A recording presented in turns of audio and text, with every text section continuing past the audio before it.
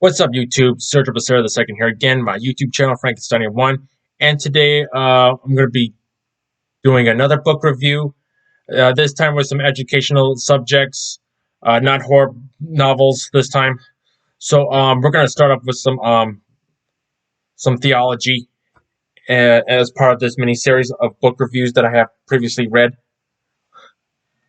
So this next one is a theology book that I have read, and it's very interesting. It's called The Dolorous Passion of Our Lord Jesus Christ by Anne Catherine Emmerich. It's going to be this book right here. So let me give you a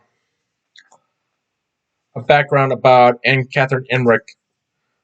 And well, it says here on the back of the book, Anne Catherine Emmerich was born on September 8th, 1774 in a hamlet outside of Coesfeld, Germany. Her parents were peasants, and her family was very poor. Her biographer and Emmanuel says the romantic poet Clemens Brentano tells us that Emmerich was gifted with a deep religious sensibility, and heavily apparitions marked her childhood. In 1798, she had a vision of which Christ offered her a choice between a crown of flowers or a crown of thorns. She chose the crown of thorns, and the next day began to suffer the physical marks of the Passion of Christ that marked her for the rest of her life. So the thing about Sister Emmerich, Sister Emmerich, she became a nun for the Order of Saint Augustine.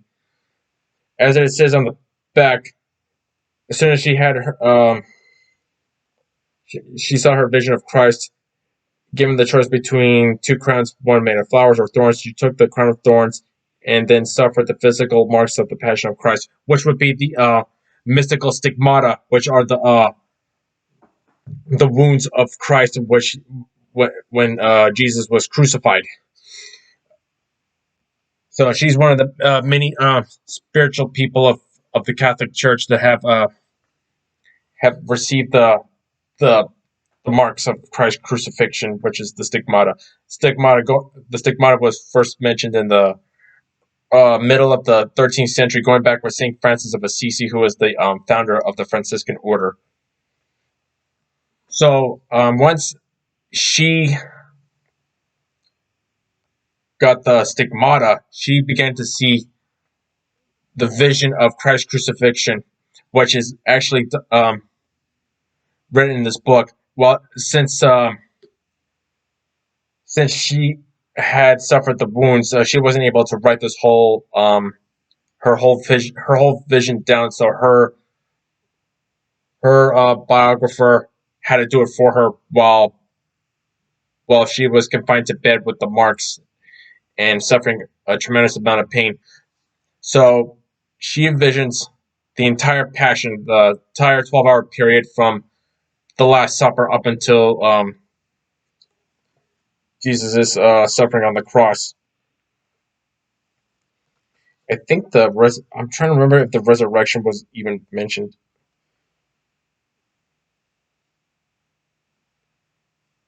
No, up until the point where Jesus is buried in the tomb, and that's about it. And so what I like about it is it starts off with meditations before proceeding into the chapters, because it all starts off with the Last Supper, and then later on, Jesus goes and prays with his disciples in the Garden of Olives. And then starting off with chapter 1. Chapter 1 starts off with the Jesus in the Garden of Olives. Okay, so the meditations has to do with the Last Supper, and of course Judas Iscariot later betrays him. Okay, I know it's been a long time since I've read this book, so yeah, chapter 1 actually begins with the Garden of Olives, where Jesus is praying before he's later arrested. So the meditations start off with the Last Supper.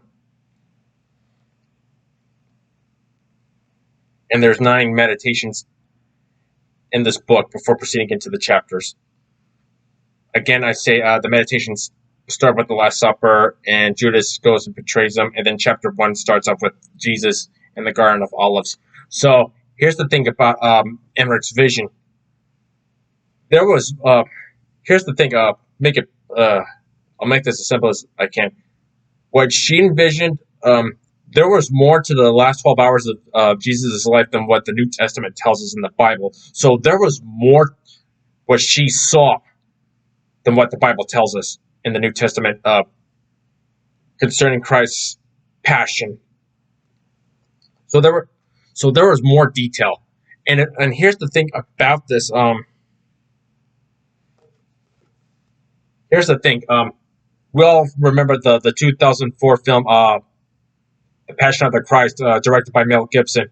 In fact, it even says here on the very top paragraph, which I'll read right here.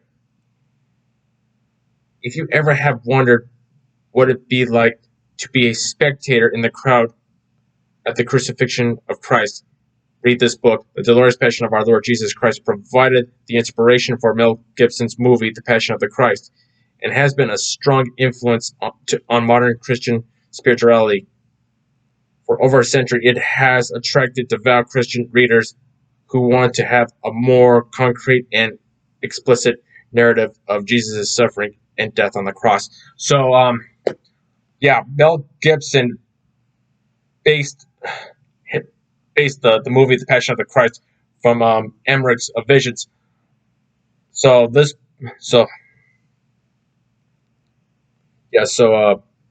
This became the inspiration for Gibson to direct the movie The Passion of the Christ. So use this book and the things that which Emmerich had written, and used it in the movie. And you know what, to tell you the truth, when I started reading this, before I started reading this, when I saw Mel Gibson was mentioned, and once I started reading it, I kind of I guess the word visualize would be the right word to use. So when I started reading this, I visualized or just remembered every scene from the movie The Passion of the Christ from this book when I started reading it. So everything I read for here, I just remember visualizing The Passion of the Christ in my head again, like everything.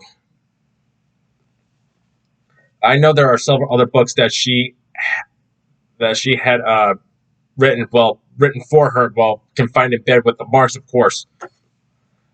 About revelations about the future. Of course, I'm a traditionalist Catholic. I go to the Latin Mass,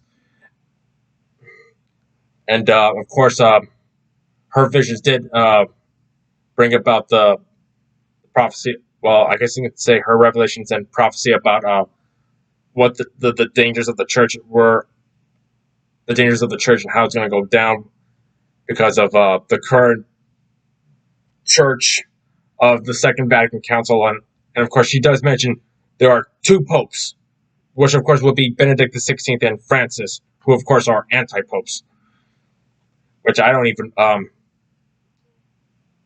even believe or follow their teachings one bit.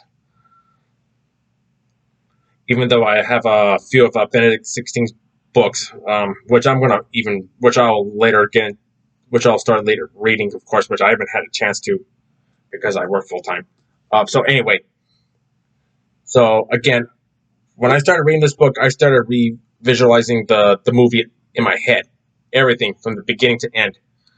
But of course, there were some other scenes in the book, and of course, were never in the movie. The one thing she did mention when she had the visions of Christ's crucifixion at the moment Jesus is on the cross, she mentioned down below of the bottom of Golgotha, which both Christ and the two thieves were crucified, said there was a cave down below of the hill, and there inside are the remains of Adam and Eve, which are the two first human beings that God created. That their bones were down in a cave, like below the crucifixion site, unbeknown to anybody. And the thing is, if you remember in the Bible, Jesus falls three times while carrying the cross. Well, fortunately, Christ falls more than 3 times. I can't remember. It was like 6 or 7 times. Let me go to the index, at the beginning, and it'll tell me where the chapters are. It'll tell me placed around the tomb. Let's see. I'm trying to look for it. Sorry if I'm stalling. Let's see. Jesus hanging on the cross. Crucifixion. Nailing of Jesus to the cross. I'm trying to look for it. I'm sorry. I'm right here. Where Jesus is carrying the cross, and I forget how many times he falls. It was more than 3 times, like I said. Let's see. Condemned to be crucified. Let's see. Simon. First fall. Okay. Falls. Fourth and fifth falls of Jesus. Daughters. Okay, so 5 times Jesus fall. No, wait a minute. No, here we are. 7 times Jesus on Mount Golgotha.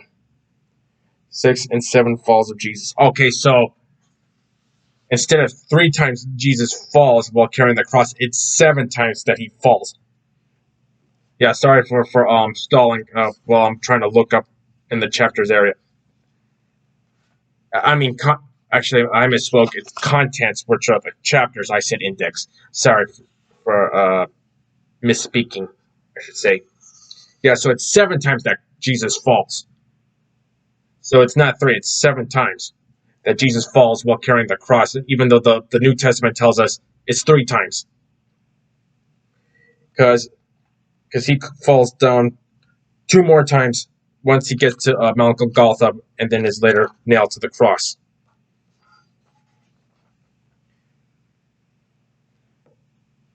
So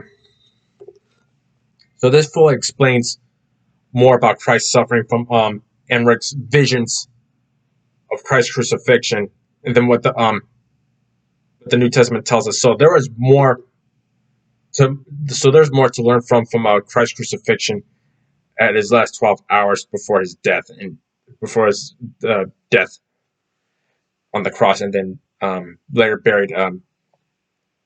Yeah, so it just explains once he dies, he's buried, and that's it. That doesn't even mention the resurrection. Well, I could be wrong. Let me go back. Sepulchre placed around the relation which was given by the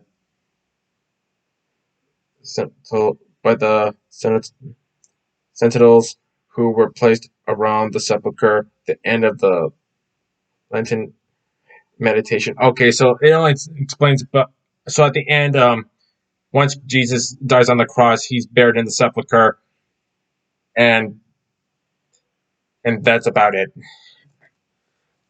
So yeah, so it starts off with the meditations with the Last Supper and all the way to his burial. That's it. Doesn't so the resurrection is not even mentioned. It's just up to his burial. That was it.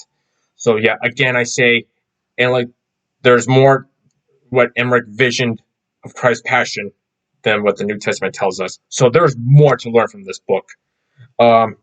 You can buy this well, this is basically the Barnes and Noble Library of Essential Reading, but you can find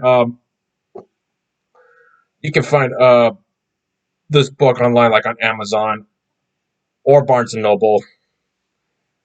Whether you want to get the Barnes and Noble version or other editions of it, which of course would be the same reading. And of course, there's other books by Emmerich. Well, she had the Stigmata. Talk about her revelations about the future and all that. Of course, the church, how the church was going to go bad with Vatican II and all that. So tell me what you think about this. Hit that like button. Hit that subscribe button. Hit that notification bell beside, and comment below and tell me what you think. All right, this wraps it up for this book. Hope to see you in the next video. Take care now. Bye.